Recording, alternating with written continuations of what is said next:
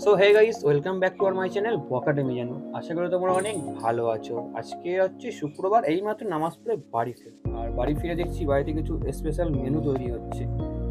চলো তোমাদেরকে দেখাই আজকে স্পেশাল মেনুতে কি কি আছে। চলো, এই যে আমাদের ফ্রাইড রাইস পুরো রেডি। দেখো কত সুন্দর দেখতে লাগছে। এখন শুধু খাবার অপেক্ষা। চলো তাড়াতাড়ি খাইয়ে নেওয়া যাক। এখানে হয়েছে কষা কষা আলুর দম, আর এখানে হয়েছে মাংস।